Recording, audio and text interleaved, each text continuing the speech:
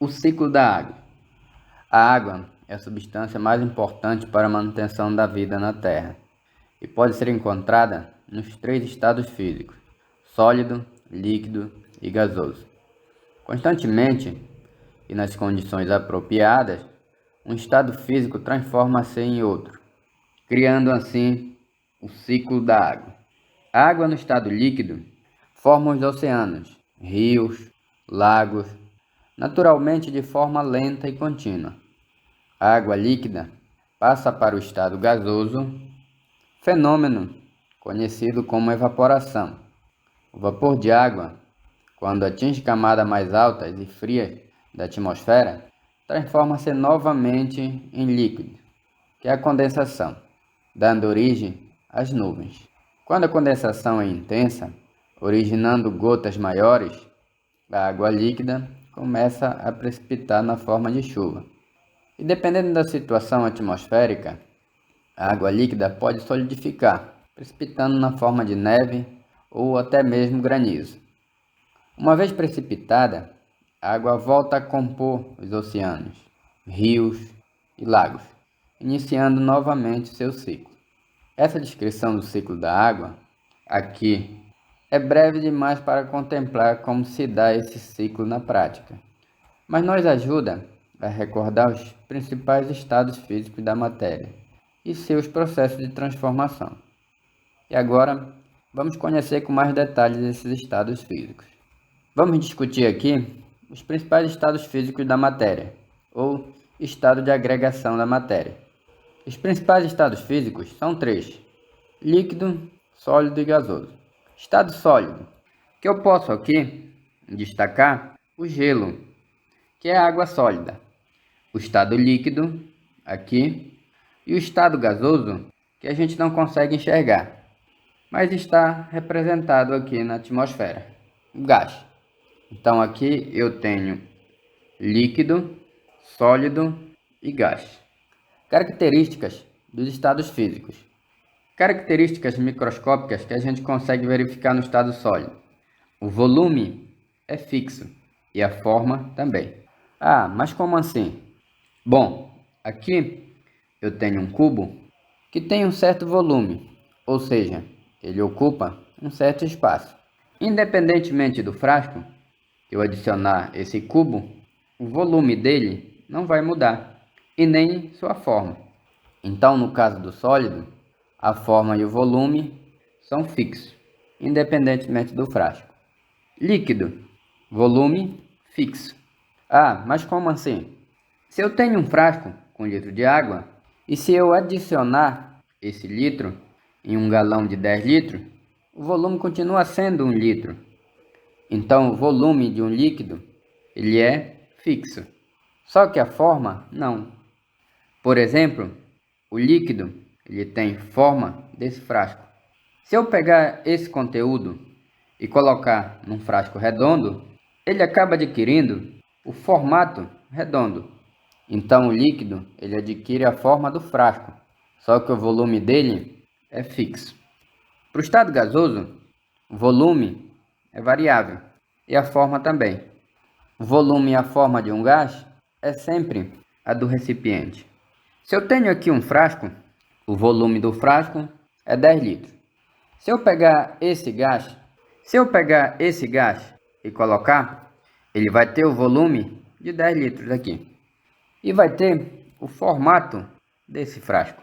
Então, sólido, o volume e a forma fixa; líquido, volume fixo, mas a forma é do recipiente, variável; gás, volume e forma do recipiente, ok?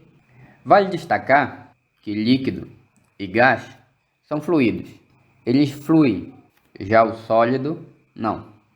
Agora, essas características que eu discuti são características macroscópicas. Elas estão relacionadas com a nossa percepção. Será que agora eu posso ter um modelo para explicar essas características microscopicamente?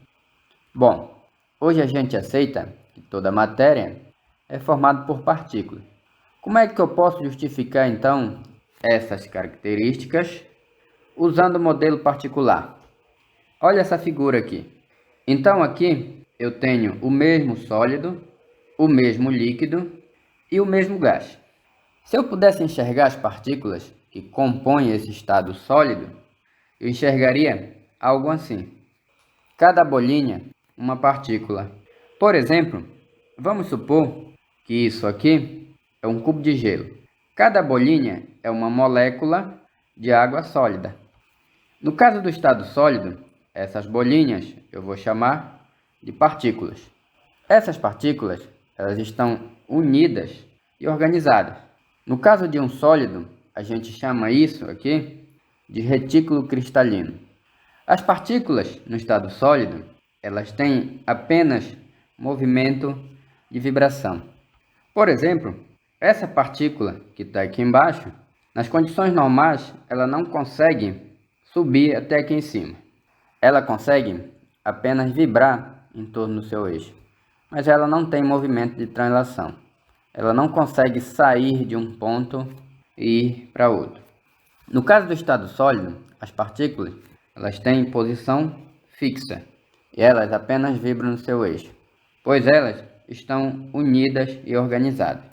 Já no estado líquido, essas partículas continuam ainda unidas, mas elas têm movimento. Por exemplo, essa partícula aqui, no estado líquido, ela consegue sair e vir para cá. No estado líquido, uma partícula consegue rolar sobre a outra. Daí a fluidez. Então você tem um movimento maior. Elas estão unidas, mas elas também, é outra característica do estado líquido, elas perdem completamente a organização. Diferente do estado sólido, em que as partículas estão unidas e organizadas. No estado líquido, elas estão completamente desorganizadas e possuem um movimento de translação.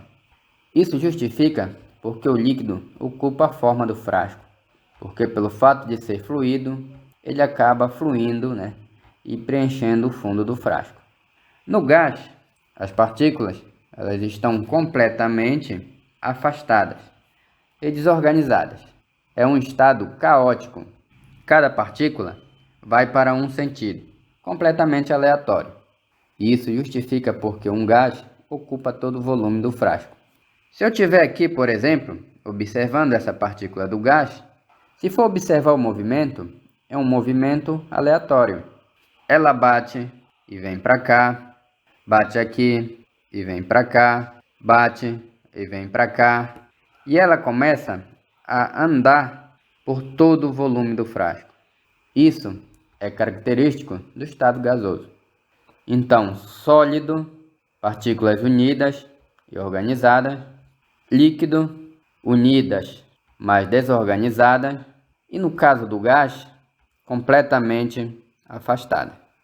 Geralmente, a união no estado sólido é maior que no estado líquido. No estado líquido, as partículas estão unidas, mas elas estão um pouquinho mais afastadas. Já no estado gasoso, completamente afastadas. Eu falei que geralmente, porque na água isso não acontece, mas é só na água. Vamos pensar num caso geral. Vamos pensar num sólido, líquido, gás, sei lá, por exemplo, o ouro. Então, o ouro, no estado sólido, as partículas estão bem unidas. Quando a gente então tem ouro no estado líquido, as partículas elas estão unidas, desorganizadas, mas um pouquinho mais afastadas. E no estado gás, completamente afastada. Tudo bem?